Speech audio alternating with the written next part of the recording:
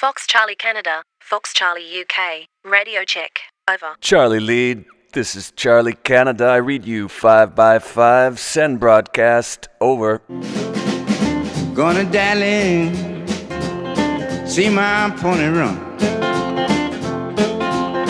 Gonna darling, see my pony run. She don't win that race, money I won't have none. Friday the 4th of November, this is Radio Free, Canada America. Ontario Provincial Police charged Premier Wynn's former Deputy Chief of Staff, Patricia Sorborough, and Liberal fundraiser Jerry Lougheed, with bribing a Liberal rival to step aside in the Sudbury by-election last year. Today, Wynn's Energy Minister, Glenn Turnbull, rejected suggestions he step down due to allegations that Patricia Sorborough had also bribed him to leave federal politics and run for the Liberal Party in the Sudbury race.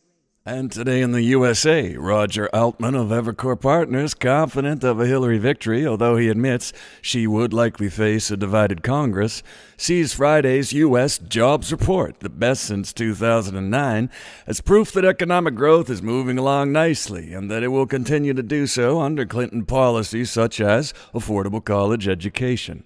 David Malpass, on the other hand, citing the fact that President Obama is the only president in U.S. history to not have had at least 1 year of 3% growth, notes that today's report also indicates that another 400,000 Americans have left the labor force.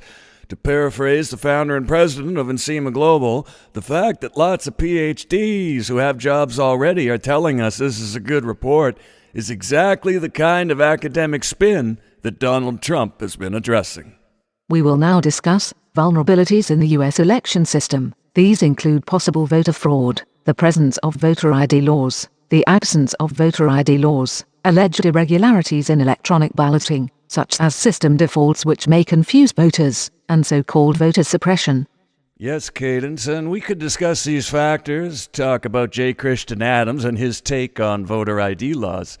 But I fear to do so would be to walk down a blind alley, because the greatest threat to the general election is that it is taking place in politically correct North America, where the revolt against the free markets and free speech and its tactics of political agitation disrupt the democratic processes. I note from your signal earlier this morning that in order to understand the threat of disruption, we must set aside, momentarily, traditional distinctions, Democrat and Republican, left-wing and right-wing, liberal and conservative, and see things from the perspective of the emerging world order.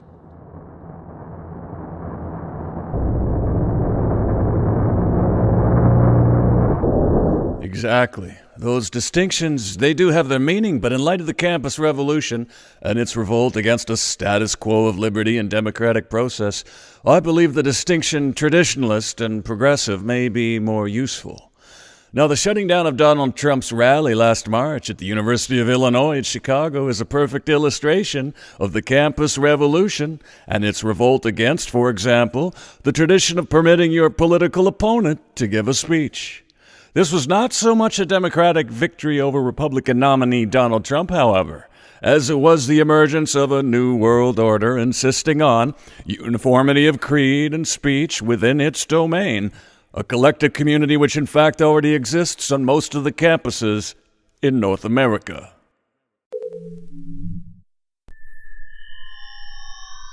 So you're saying the student protesters at the University of Illinois at Chicago, and others from out of state who helped them, are not just Democrats determined to shut down the Trump campaign, but more accurately put, and to use your new distinction, the foot soldiers of a progressive front within America. Very well said, Cadence. Yes, a progressive front within America that happens to have the same values and perspectives of the globalized collective. Hey, enough of me talking. Let's go right to the horse's mouth and hear what the International Coalition of Social Justice Warriors has to say for itself.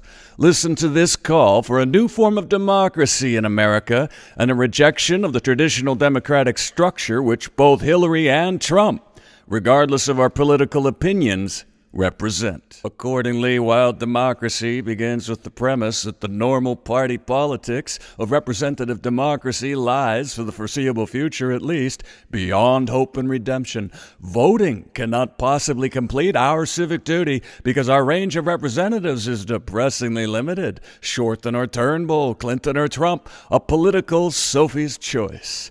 Whether we look to the parliamentary left or to the parliamentary right, both poles are shaped by the growth paradigm. We are guaranteed to lose. We must therefore reinvent democracy. For our moment in history, we must explore the democratic wild beyond the ballot box.